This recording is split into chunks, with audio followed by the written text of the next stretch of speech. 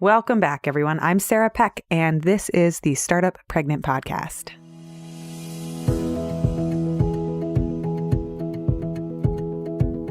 So this episode has a lot of giggles in it because I have the great honor and pleasure of interviewing somebody I've known for a really long time, my freshman year college roommate.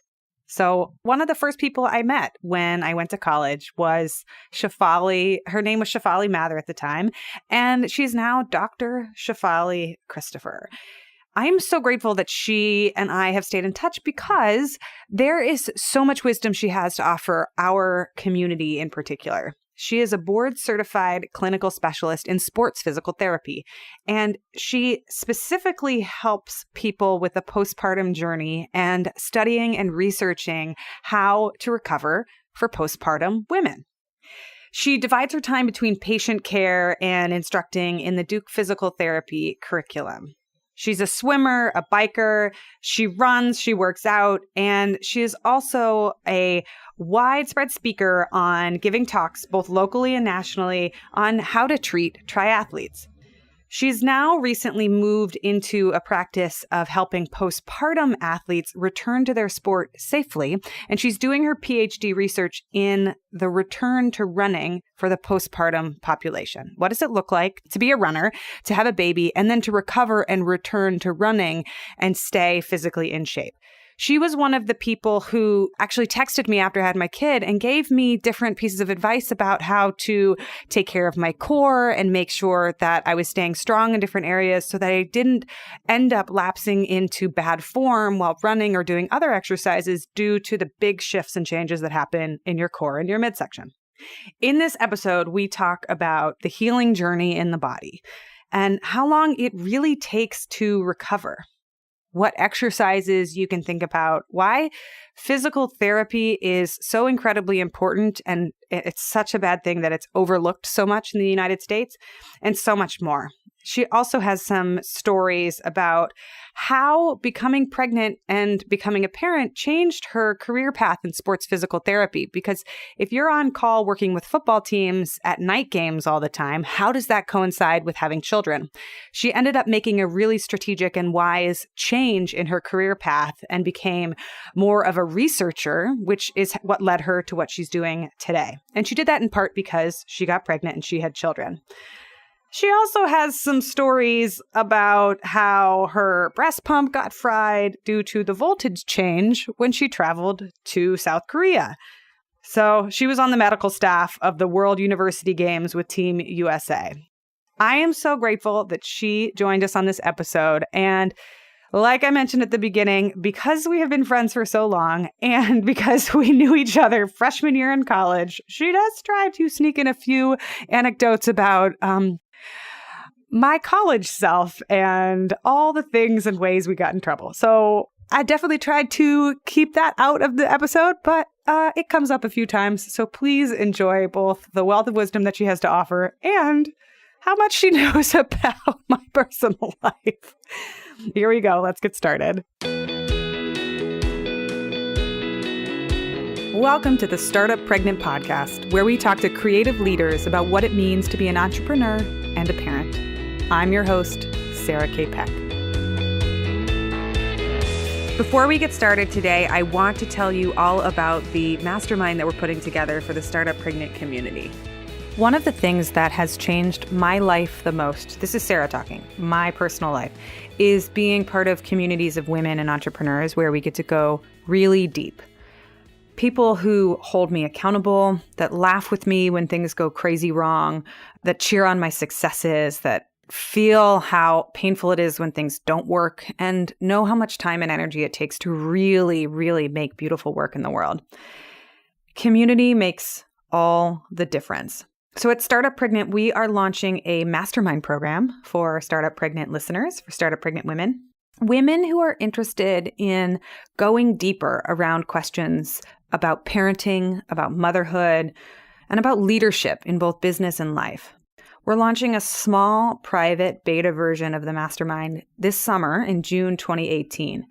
And if you would like to apply to join the mastermind, go to startuppregnant.com/mastermind so that you can get on the list. And when you put your name on the list, I will send you more details about how the program works and what we're looking for and how to apply. So that link again is startuppregnant.com on our website /mastermind. You can also find it in our main navigation. So go put your name on the list so that you can get more details and apply if this is something that sounds right for you.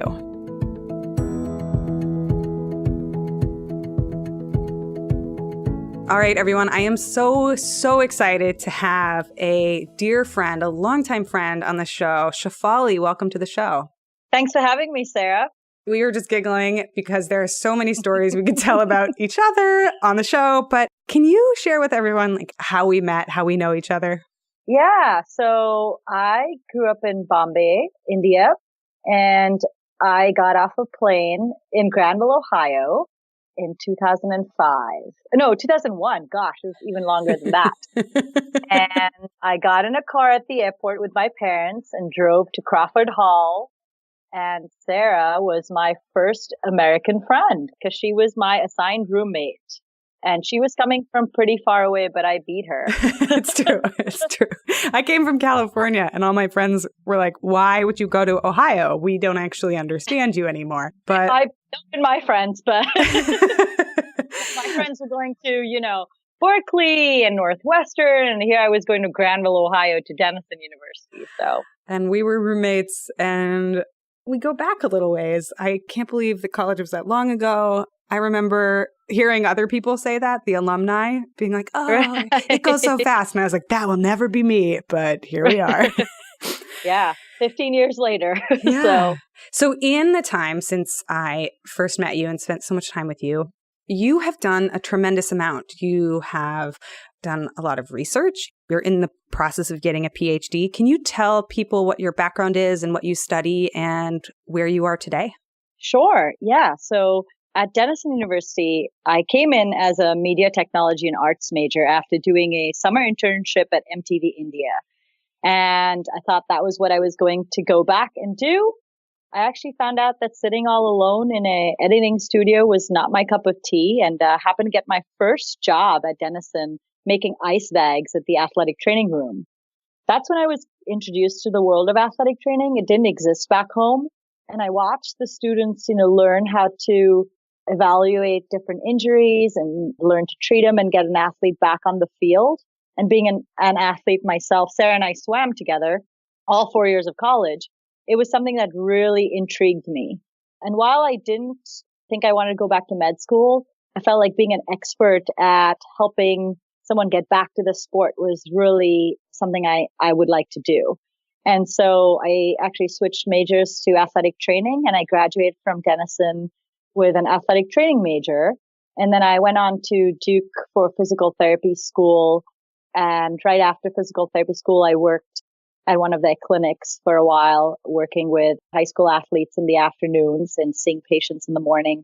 That's kind of where I developed kind of a niche practice for triathletes and runners. Since then, I've moved on to academia. I just started a job this summer. As part of being in physical therapy academia, the accreditation body requires your faculty to have a PhD. And so I started a PhD with the University of Newcastle in Australia about a year and a half ago. And I'm researching pain in postpartum runners. Because when I was having my practice of all these endurance athletes, if I had to look back, about 90% of the people that came to me were women runners that had had babies. So when I started my research, I wanted to know a little bit more about what are the causes of why they were having this pain. I mean, you can make sense. You grow a baby inside of you. You're going to have to recover from it a little bit. But why 2, 3, even 10 years after are people having pain? Surprisingly, if you look in the literature, there's really not much. There are a bunch of case studies, and there's a survey that says that, yes, these women are having pain. But other than that, it's very bleak. There's nothing out there. So I decided that I was going to really delve into this, and hopefully the end goal is to show that maybe we do need better postpartum care after you have a baby instead of just that 6-week checkup. And that's about it. I remember after I gave birth to our little one, you texted me right away. Within the first 4 to 6 weeks, you had a lot of very specific advice about how much care and how much repairing it was going to take in my body, and not to go out and do hard physical activity right away. Oh gosh, I'm so sorry that I did that to you. No, it was so wonderful. It was. And you recommended even seeing a physical therapist, which I think it's hard sometimes to remember going back what your mindset was like, but the wisdom and the knowledge shared with women about what to do postpartum is very limited. So what are some of the common misconceptions you see, and what do people do postpartum that you wish they did differently? Yeah, Sarah, it's not so much a misconception, but we're all trying to, just find our basic normal. And for some of us who've been avid exercisers, getting up and going outside and doing a run and feeling the endorphins, and that's what makes us feel like ourselves. That's what defines us. And so it's not uncommon for moms, after you've been at home, even the first week, to feel that itch, like, oh my gosh, I'm going to go nuts. I need to go out. I need to do my thing. I need to sweat a little. I need to get some exercise. And so it's not uncommon for us to go out and just push it a little bit, thinking like, oh yeah, I'm an athlete. I have a body of an athlete. And so I don't think we do it wrong, but I think that we're seeking normalcy. We're seeking just our baseline. And so we go out and we do these things. But what we forget is that our body just went through this humongous transformation. I mean, your core muscles just got overstretched. Your pelvic floor may have just gotten torn apart. Your stomach fascia may have been torn apart if you had a C-section. And what we don't realize is all this takes a really long time to heal, and that we need to help it heal. So I think that's one of the things that we don't do well.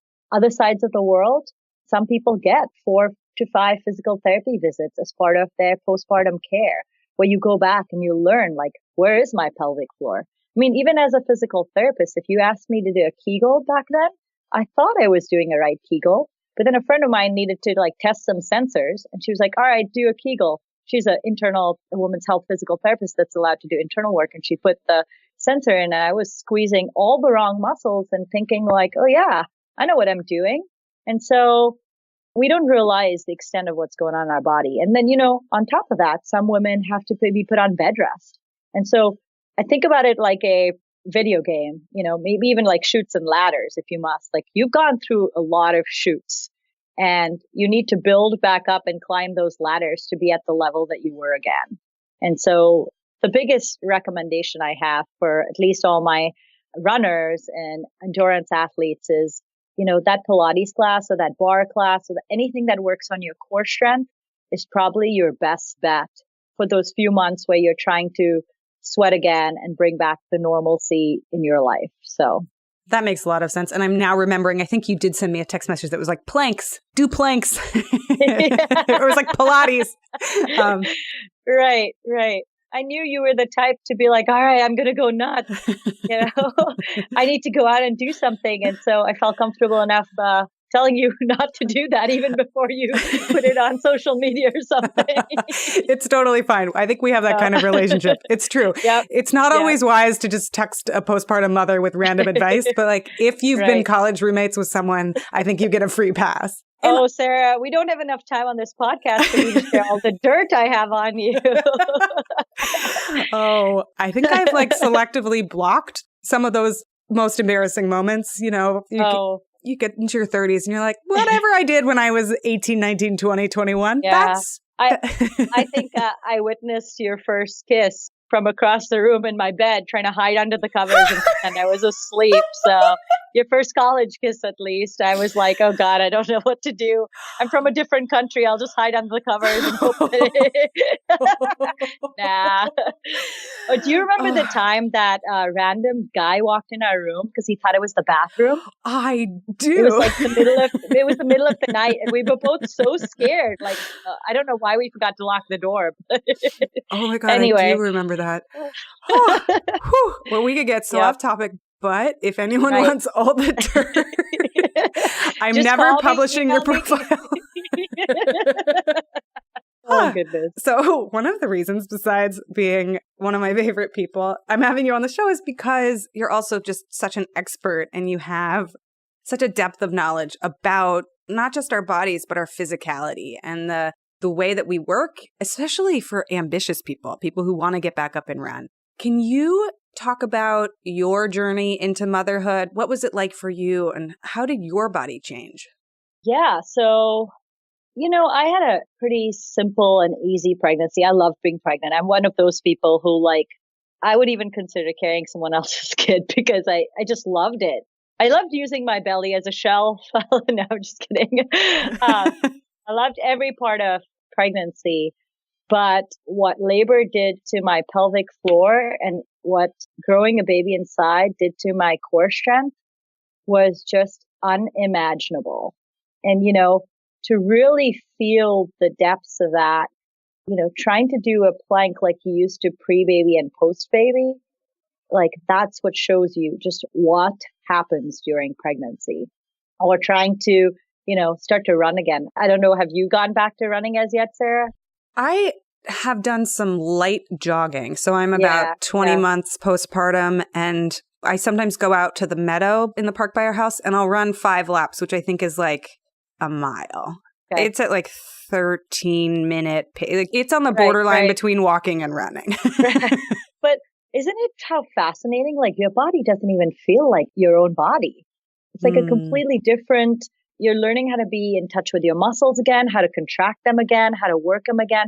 So I think that was more shocking to me with my journey, at least physically. And it took a lot of work. It was very humbling to see just exactly what happens. I mean, I remember standing in front of a mirror, our last swim meet with Jill Boo. And I remember standing then we giggled. That was the last time we'll see our 6-pack. And I think she was absolutely spot on with it because it's going to take me, I think, years before I can see any sort of resemblance to anything like that again. Just because learning how to use those muscles has been very interesting. And, I teach my patients how they're compensating. So, it's very easy to use your hip flexors, to use your back muscles, to think you're doing the right thing.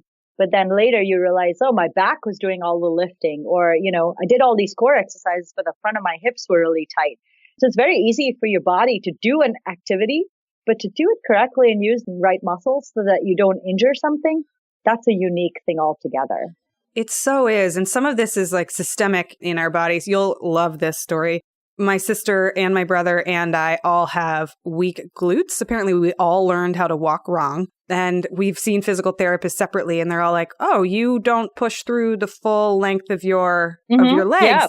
And that's just something from our whole lives. And then I had a big back injury about 8 months after delivering. And that ended up sending me to a physical therapist. The physical therapist said, I can fix your back, but you just had a baby. So I want to do the internal pelvic exam and look at all your muscles, what's going on. Right. So I actually got linked up with this perfect physical therapist for me and my body, and then spent about 4.5 months working with her. And she did so many things, starting with my transverse abdominis, which is the lower abs. And she worked on stabilizing my posture. I had a big sway in my lower back. She said, she's like, mentally, you're acting like you're still pregnant in your body, which was wild.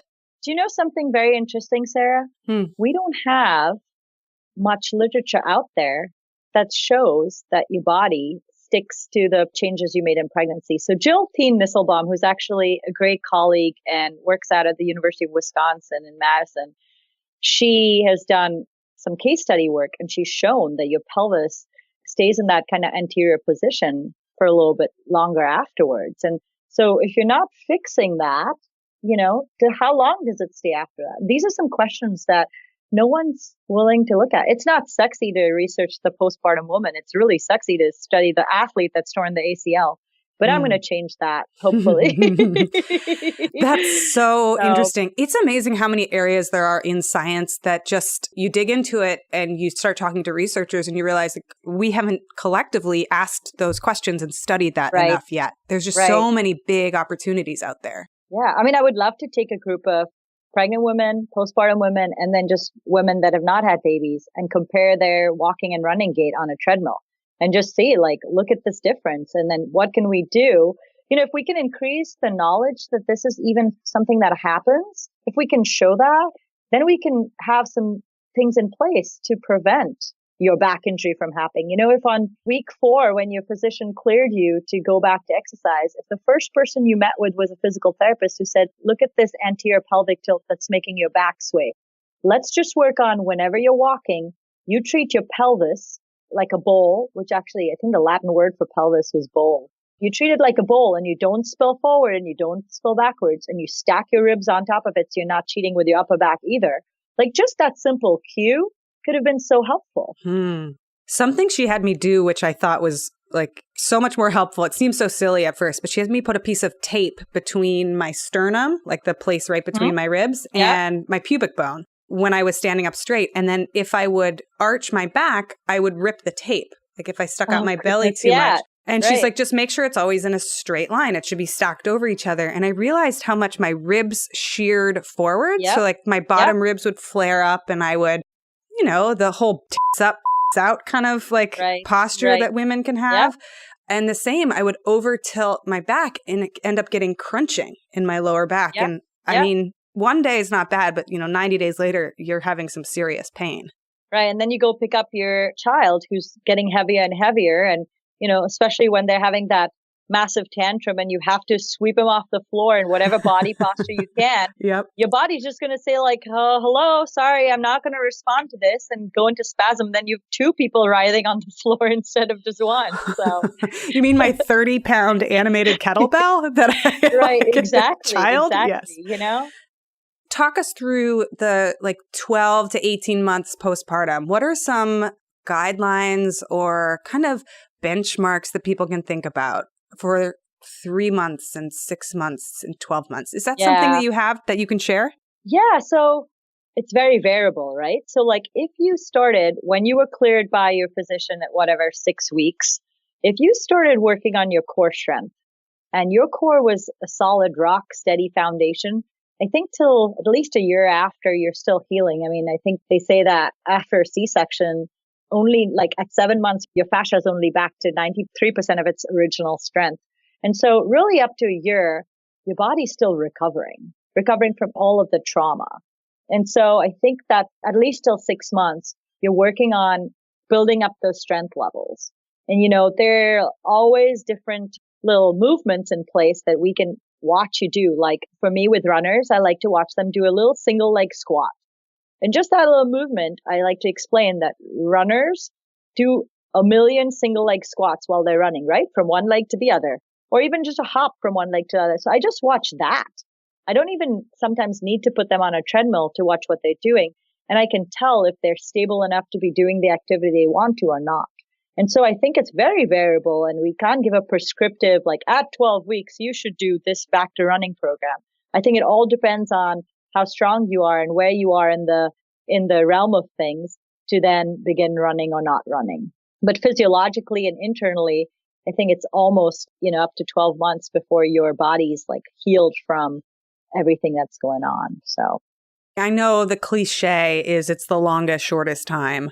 And it can sound so cliche when people tell it to you. But for me, knowing that it was okay if things took a year, like if I walked for 6 to 8 months, actually as an athlete, that would be okay. Like I could do a lot of walks and I could get back into running and jogging as I needed to at my own pace. For me, I just wanted to always pay attention, like, were things changing? Like, was sex, for example, getting better? Was I feeling stronger in my waist and my abs and my core? And then specifically with weight, I don't mind sharing how much weight I lost and gained because I think it's useful for other people. Some people lose it right away, but I put on about 55 pounds and it took me like 12 months to come back to my original weight, like between 10 and 12 months. I was 180 something pounds for a long time after I gave birth, and I'm normally about 150 pounds. Those 30 pounds took 6 or 7 months to really melt off. Yeah.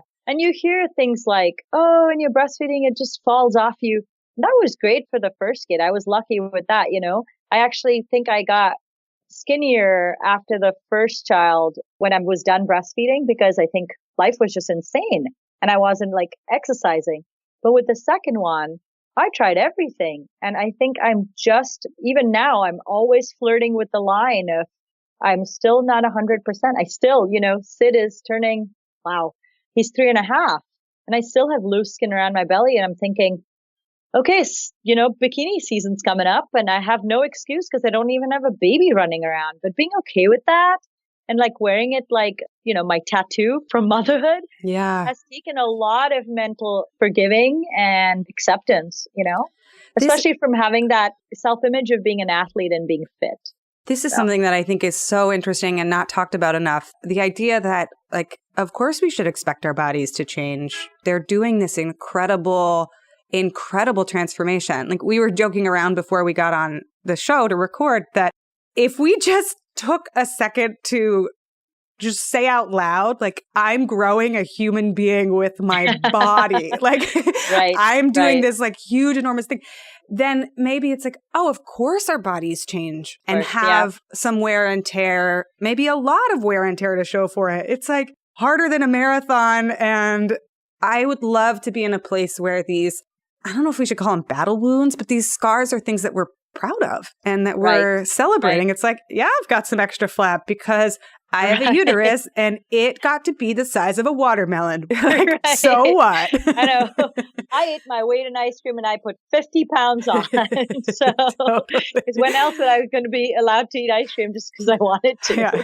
You see that thing screaming at me on the airplane? Right. I made that. Right. Exactly. Oh. Yeah. I think you hit that spot on, just being okay with the timeline for things.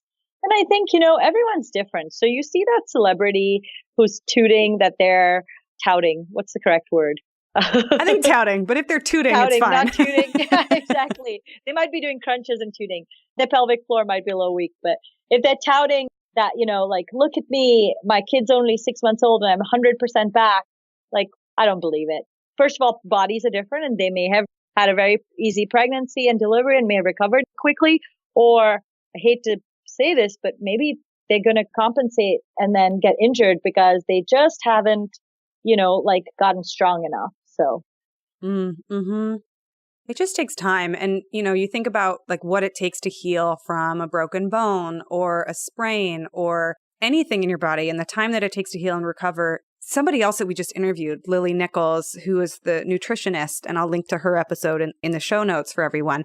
She talked about how superficially she lost all the weight right away, but she ended up being too skinny and it wasn't helpful. And just because she looked one way on the outside didn't mean that she was healed. And a lot of people would congratulate her on her hard work. And she's like, no. I have so much soft tissue, like healing still to do. The collagen repair, the fascia, like all of the pieces are still overstretched and in new places and need recovery. No matter where you are, what your body looks like on the outside, it can still take so much more than what we see. Right. And, tissue heals about 6 to 8 weeks. Like we all know, you break your bone, but everything around it has to heal too. So the nerves, the fascia, everything. We're not just a single layer existing organism. Wow, I almost messed that up on your show, Sarah. But we're moms. It's allowed. Yeah, well, I know, right? We've got lots of layers. Your body keeps moving, but how it moves can change. And, getting everything back to normal or neutral is really important. So even though, you may feel like, oh yeah, my muscle's back to normal, like making sure that you're activating it correctly and you're using it correctly and not just moving and hanging on your tendons and ligaments. It's all a package deal. And so we just need to do more education out there, and we need more hard scientific facts to show like, yes, this is really happening for people to buy into what we're saying. Do you have any resources that you love or websites or podcasts, things that help people learn? Like, where do I go to learn more about what exercises to do postpartum? Like, what would you recommend? Yeah. One of my colleagues, Christine Iverson, has put together this website. I think it's Every Mom Athletics. And I can send you the link, Sarah, so you can put in the show notes. But she has done what I've been thinking of doing for the longest time. She's a physical therapist and retired from the Army. And she's put together this beautiful, inviting, easy to understand and navigate website that has basically all the levels of core strength and exercises. And I think as you go along, you can buy some of the higher level stuff, but it's a resource for people and a place for people to start. The other paper that I like for people who are really into research and want to be nerdy about it, the British Journal of Sports Medicine has done a series on exercise and pregnancy and postpartum, which we can link to too. That's a good resource because they set out, what happens to the body during this process and what are some, things that you shouldn't do and what are some things you should do, how to exercise during pregnancy, things like don't overheat. That's bad. How hard do you work? Well, I could tell you should work at a 12 to 14 RP, but what does that mean? Well, maybe you should be able to talk versus not be holding your breath and things like that. So there's some good, solid recommendations for people looking for guidelines both during pregnancy and postpartum. So those are two resources that come to mind. But, being careful about who you're learning from and what they know about the body is really important too. Perfect. So for everyone listening, I put those in the show notes and those will be available on startuppregnant.com. And also if you're listening in a media player, the show notes are also right there. Shefali, what about motherhood was particularly surprising or challenging for you? Oh, I'm just trying to keep my list short, Sarah. Well, the biggest thing for me is, I'd always heard about daycare and going back to work. And I never really questioned that throughout the pregnancy, and I looked for daycares and I found a great one and everything was all set. But leaving my baby at home was really hard. And I think Danielle Laporte said, I was one of those moms who couldn't wait to get back home. And I went from being a sports physical therapist who wanted to work with a sports team someday to not at all wanting to be away from my son and basically having a career change. And luckily in physical therapy, there's so many ways you can go. You can go back to clinic full time. You could go into a different specialty. And, I ended up in academics because I still wanted to feel challenged, but I wanted a different thing out of life. And so I had I would say not a drastic career change, but a career change nonetheless, because I had this motherly thing in me that wanted me to be home more and be more present. The other thing that shocked me was the sleep deprivation. It was hard. When you're tired and cranky, to be able to behave at work and tolerate the little things that normally you can let go, that was really hard. And the one thing I hope for everyone is that they have a really supportive work environment when they come back from having a baby that understands that there'll be days where you're completely not yourself because you're just exhausted and sleep deprived. And that I hope that everyone has people that can lift them up and help them during that process. So I kept it short. That second one, the sleep deprivation, it's real and it can have so many mental effects and it's so hard. We don't live close enough to people in these tight-knit communities where there's enough support, frankly. I think it's really hard. And one of the things I want to organize for number two is something we're thinking about down the line. I was thinking of doing, instead of a meal train, or let's be realistic, in addition to a meal train, is a toddler train where every weekend a friend comes to hang out with our toddler for a couple of hours just to give us a little reprieve. Because from what I've seen from parents with more than one kid, it's a whirlwind of nonstop energy and demands on your time. And it's just, there's no break. This is kind of funny, kind of sadistic. Alex and I, my husband, we look on Instagram and whenever we see those posts that are like, it's the perfect Sunday. I slept in until 11 and then I read a book for 2 hours and I took a nap and then I journaled and I made a vision board, like whatever it is that clearly you don't have kids. I send it to him in a private message and I send him like a devil face or I send him I'm like, they don't have kids because it just, I don't know what it is though, Sarah, with the second one, either that they have no choice, but I thought it was way easier. Like, I just wore Sid everywhere I went, and he's a way more resilient child than I think my first, just because he had two parents who didn't know what they were doing, constantly watching his every move and trying to figure out every move, versus the second one, there's no time to give that much detail and attention. You just slap him in your carrier and you go to the park. So I think that I guess I was maybe more mentally prepared, but the second one was just easier. And so I'm sure the toddler train will definitely help, but I think you'll be surprised that you're not hit in the face by this humongous, big, black cloud. It's a little smaller. You can dodge it sometimes. I'm so glad you said that, because we just had a meeting with our tax accountant the other night, and he was like, 2 is the worst. It's so hard. It's the definition of hell. And Alex and I were like, like,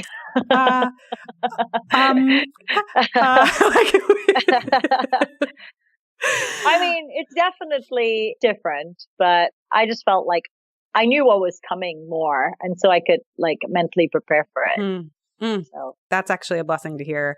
And I would like to choose to believe that. I'm just going to take those stories and put them into my brain. Yep. So I want to dig into this a tiny bit more. You mentioned that you kind of made a career shift or career change structurally. Like you were still in the same field, but the hours shifted and the way that you wanted to work shifted. Why was that? And what did that look like? So previously, my job, I would see patients in the morning in the clinic and then have kind of a little break in the afternoon till the high school let out. And then I would go to the high school and support the athletic trainer and help, the rehab of the injured athletes. And I would also cover sports. So my week typically in the fall, Monday and Wednesdays, I'd be in the clinic after school, and school would end at 2. So from about 2 to 5, I was in the high school athletic training room. At one point on Wednesday evenings, covered middle school football. On Thursday evenings, covered JV football, which would start at 6. And then on Friday nights, cover varsity football that will start at 7. And it wasn't uncommon to go till about 10 o'clock. And so, I had my older son, and I think it came to me while I was pumping in a high school parking lot, hoping that I didn't scare any of the children around at halftime.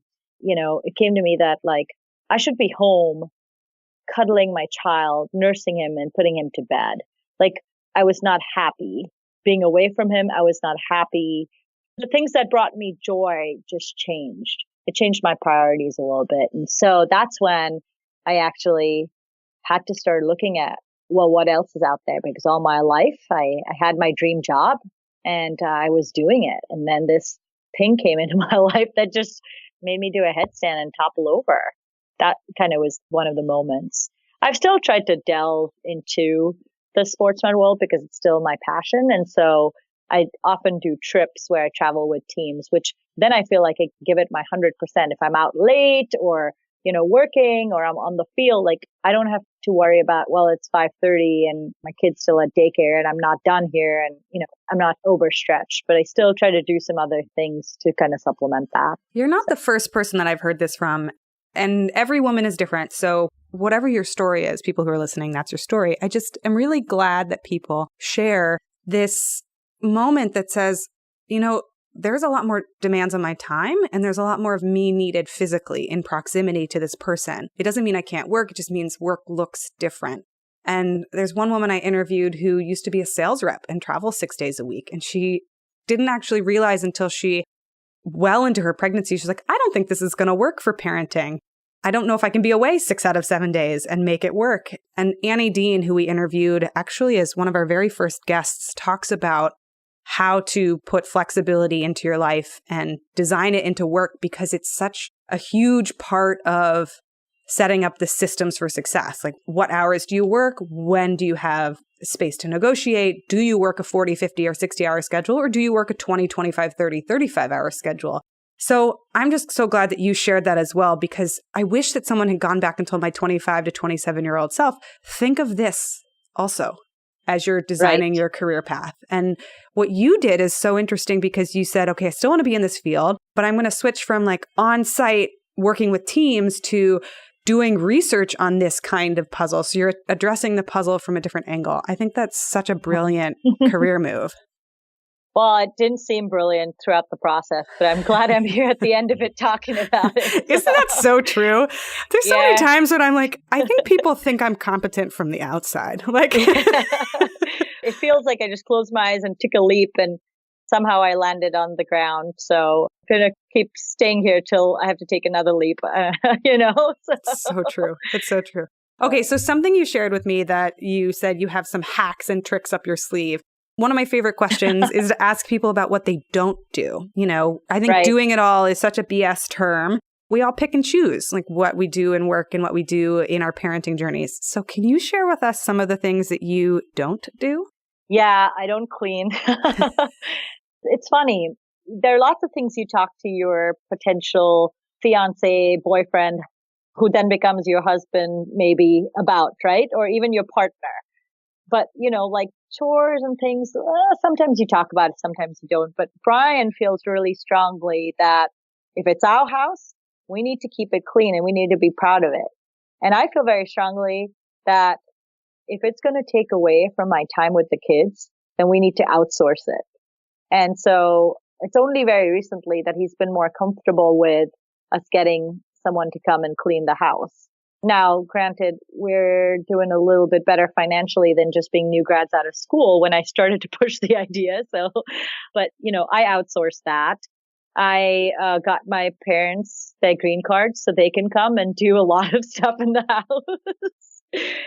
So, you know, just having grandparents around to help with pickups and drop-offs. So that kind of thing. But I think one of my most brilliant hacks that a good colleague, when I was working at Dr. Physical Therapy program, Maggie Horn taught me, is she had a whole drawer of what she would probably dress up and do in the morning in her office drawer.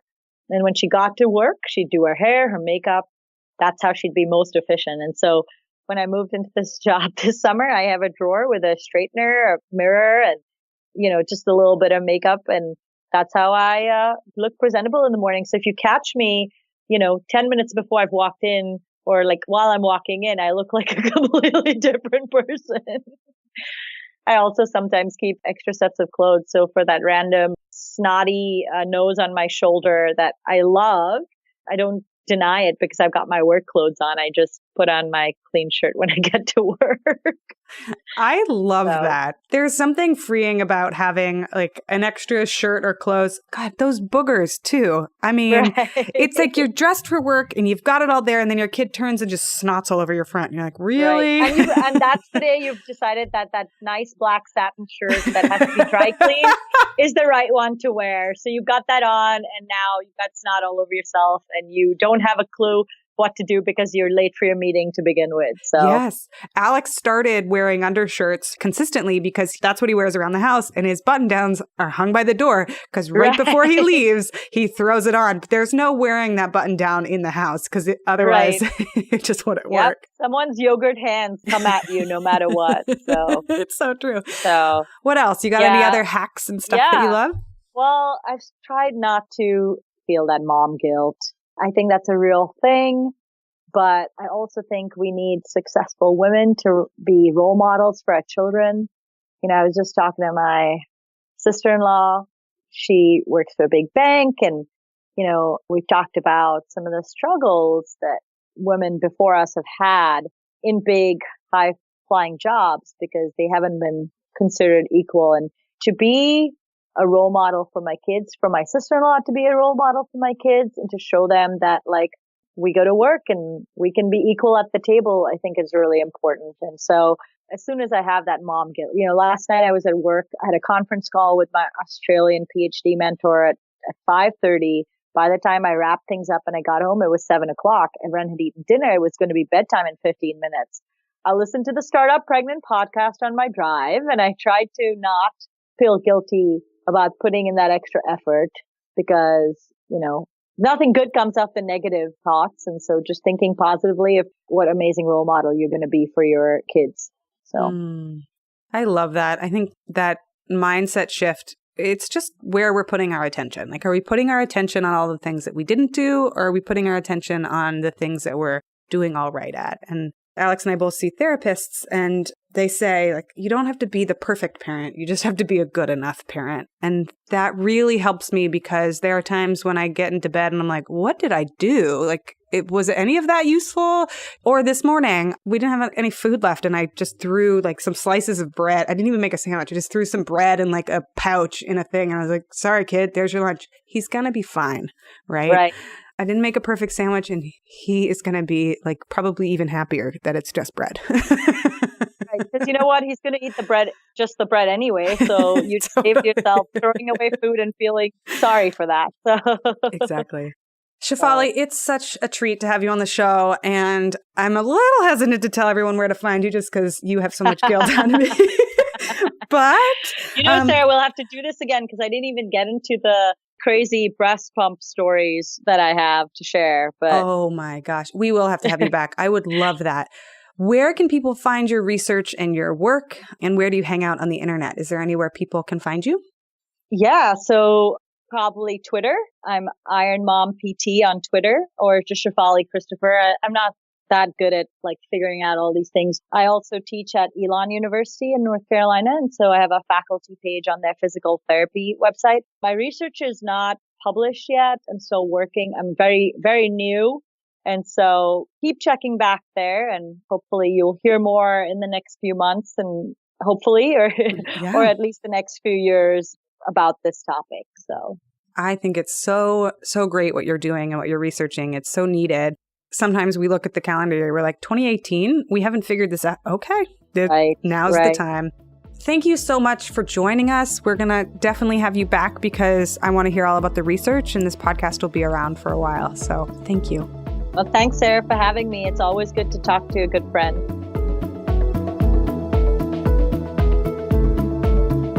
All right, everyone, just a reminder that if you want to learn more about the mastermind we're putting together for Startup Pregnant, it's an amazing community support space for women to connect with each other about entrepreneurship and parenting. We're doing the beta round this summer, so you can find out a lot more about the program over on our website, startuppregnant.com/mastermind. Get your name on the list so that I can send you information about it because we're putting together a small pilot group for a group of women this summer. We would love to have you there.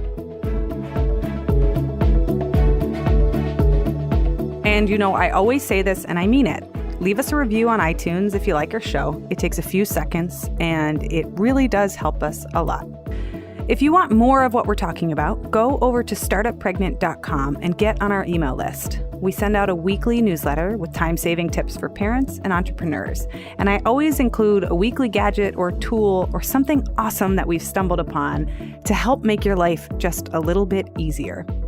And as always, you can reach out to us at hello@startuppregnant.com. We love hearing from you.